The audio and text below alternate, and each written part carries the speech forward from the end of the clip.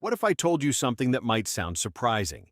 If you currently have debt and feel like it's not decreasing no matter how hard you try to pay it off, there's a chance you'll be in debt for the rest of your life. Not because you want to be, but because you're not paying it off properly from the start. Many people think that, as long as they can still make their monthly payments, they're fine. However, in many cases, they're simply keeping their debt alive, not actually reducing it. If you don't change the way you handle debt now, you could end up paying for years without ever really getting out of it. So, before things get worse, here's what you need to do. Step 1. Stop adding new debt.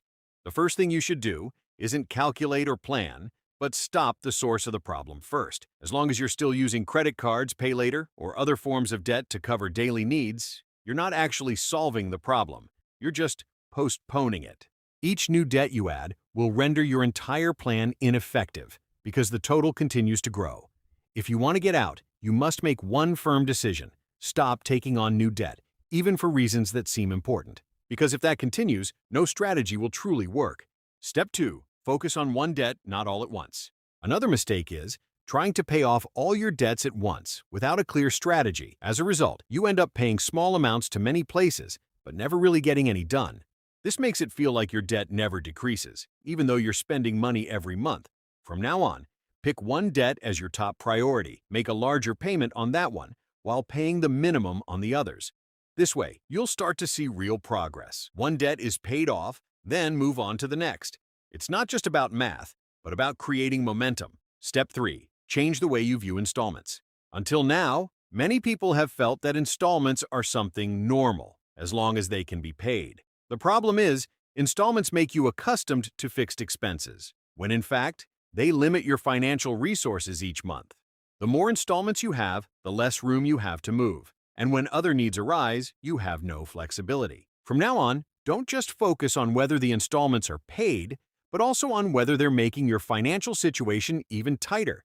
If so, it's not just an obligation, but a burden that needs to be reduced as quickly as possible. Step 4. Use extra money to reduce debt, not increase expenses. Every time you receive extra money, an overtime bonus, or other income, a common habit is to immediately use it for other needs or previously postponed desires.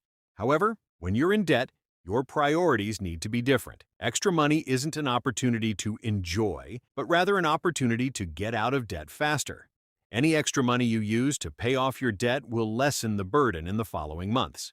On the other hand, if you use it for consumption, you only prolong the duration of the same problem. Step 5. Create hard limits on spending.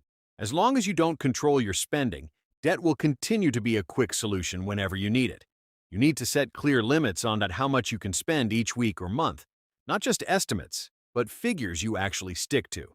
With this limit, you force yourself to adapt your lifestyle to the current situation, rather than continuing to rely on debt as cover. This may feel uncomfortable at first, but that's where change happens. If you're stuck in debt, getting out of it isn't about one big decision, but a series of small decisions made consistently. Stop adding, focus on solving one thing at a time, and change the way you spend your money each month.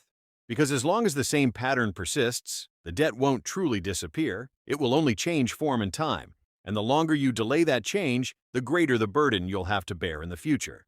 Of these 5 steps, which one do you find the most difficult to do right now? Let us know in the comments below.